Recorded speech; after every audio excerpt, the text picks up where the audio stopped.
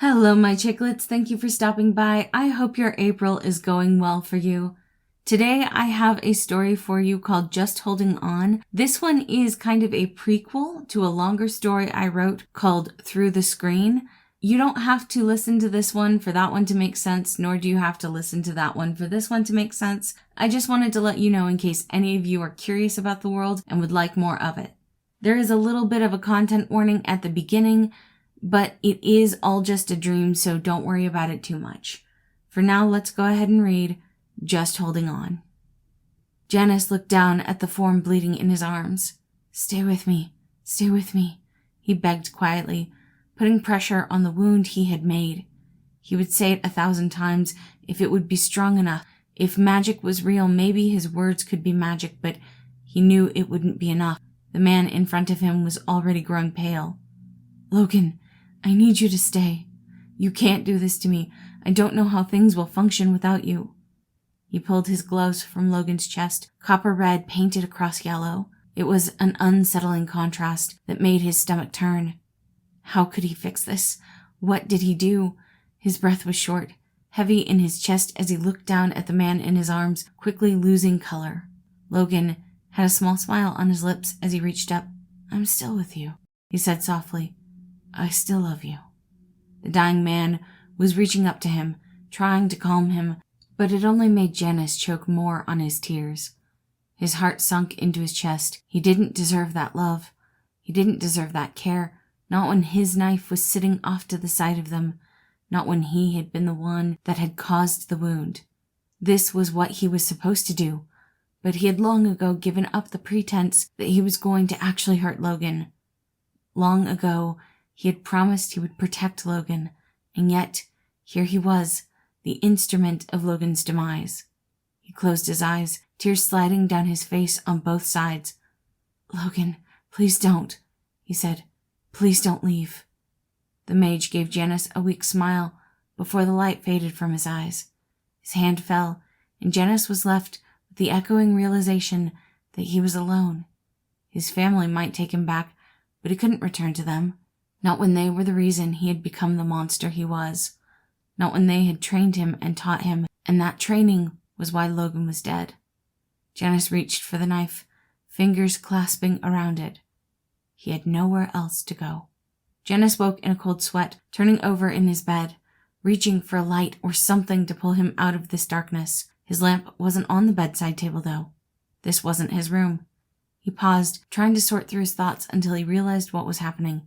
He was in Logan's house, in the bedroom that Logan's mother had given him after he ran away from his family. It was a place for him that wasn't really a place for him. A house that wasn't yet a home. For the past 6 months, he'd been trying to figure out his life, trying to figure out how he was going to move forward without the support of his family. His family was all he ever had, and trying to live without them was a challenge he didn't know how to face. He didn't want to go back to them. Not when he realized just how toxic their ideals were. But what did he do now? What's more, he didn't know how to unlearn everything they taught him. And what if one day he turned his back on Logan? What if his training kicked in and he really did kill Logan one day? Even just hurting him was out of the question. Maybe that was why he felt such an intense need to protect his boyfriend. And the dreams were just his subconscious's way of punishing him for ever thinking about taking the life of someone so wonderful. Janus curled up on the bed that wasn't his, in the room that wasn't his, in the house that wasn't his. He loved Logan, but being like this, existing like this, felt so extremely lonely. He didn't know what to do. He was warring in on himself, and he didn't know how to fix everything. As he continued to wallow further into his self-pity, there was a knock at his door.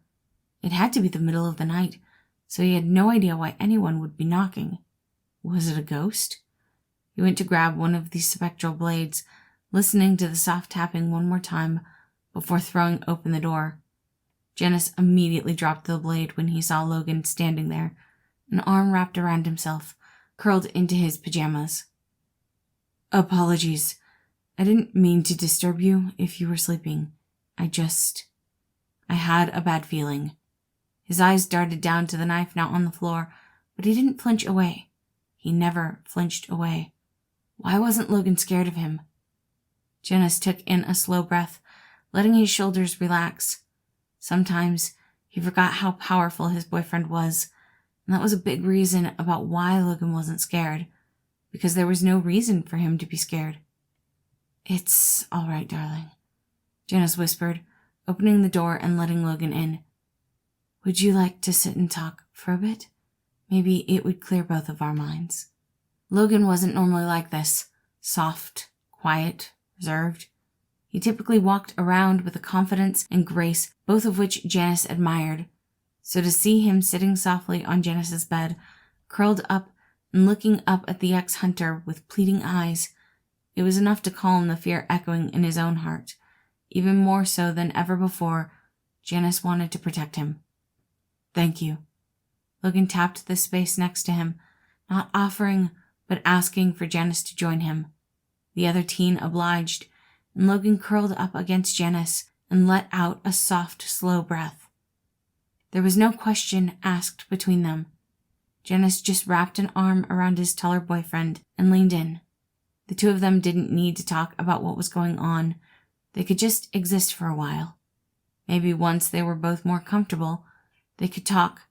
But for now, as long as Janus was able to find some peace in Logan, and Logan was able to find some peace in Janus, the two of them would be all right. It didn't matter that Janus was in a place that wasn't his. It didn't matter that his family was no longer his. Logan was his, and Logan was safe, and that was all he could ask for. Thank you all for listening. Again, this story was Just Holding On. It is part of my Through the Screen series. I do hope y'all enjoyed it, and I hope you have a wonderful day.